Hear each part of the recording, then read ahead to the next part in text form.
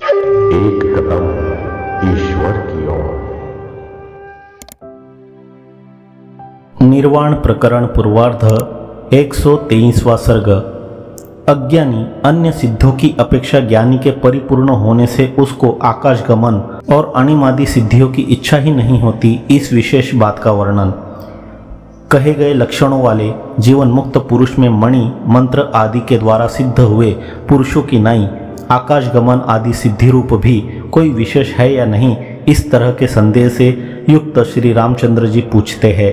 हे आत्मज्ञानियों में श्रेष्ठ भगवान, जैसा कि आपने जीवन मुक्तों के लक्षणों का वर्णन किया है, वैसा ही यदि है तो आत्मज्ञानी जीवन मुक्त पुरुष में अर्थात अन्य सिद्धों की अपेक्षा कौन सा विशेष रहता है?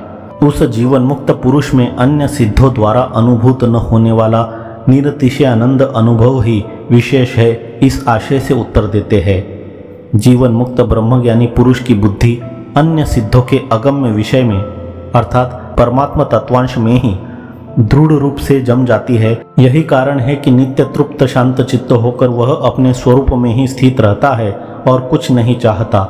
मंत्र सिद्धि आदि से सिद्ध हुए पुरुषों के रूप से भी मैं ही अवस्थित हूँ, इस तरह की सर्वात्म बुद्धि होने के कारण उन सिद्धों द्वारा प्राप्त आकाशगमन आदि सिद्धियों की भी ज्ञानी ने प्राप्ति कर ही ली है।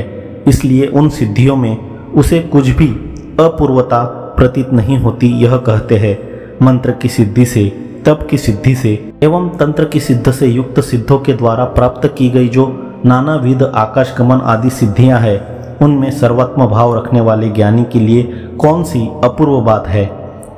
यदि अणिमा आदि सिद्धियों को दूसरे प्राप्त नहीं कर सकते, इसलिए उनमें अपूर्व शब्द का अर्थ अर्थात अनन्य प्राप्तत्व भी घटता है।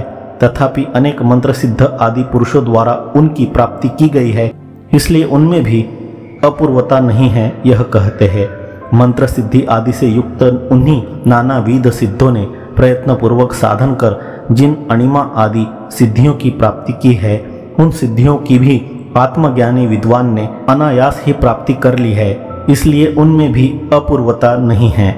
तब तत्ववेत्ता पुरुष में सिद्धों की अपेक्षा विशेष क्या है, इस प्रश्न पर कहते हैं यही इसमें विशेष है कि वह मूढ़ बुद्धि पुरुषों के समान नहीं रहता, यानी तत्वज्ञान ही इसमें विशेष है।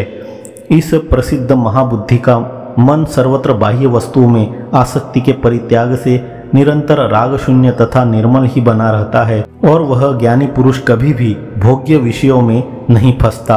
राग शून्य होने से जो फल होते हैं, उनका तत्वज्ञानी के लक्षणों के रूप में वर्णन करते हुए महाराज वशिष्ठ जी उपसंहार करते हैं। जिसका स्वरूप समस्त धर्मों से रहित ब्रह्म चैतन्य बन गया है तथा तत्वज्ञान से दीर्घकालिक सांसारिक भ्रम की निवृत्ति हो जाने के कारण जो विश्रांत हो चुका है, ऐसे तत्वज्ञ महापुरुष का इतना ही लक्षण है कि उनमें काम क्रोध विषाद मोह लोभ आदि आपत्तियों का प्रतिदिन अत्यंत अपक्षय ही रहता है। 123वां सर्ग समाप्त।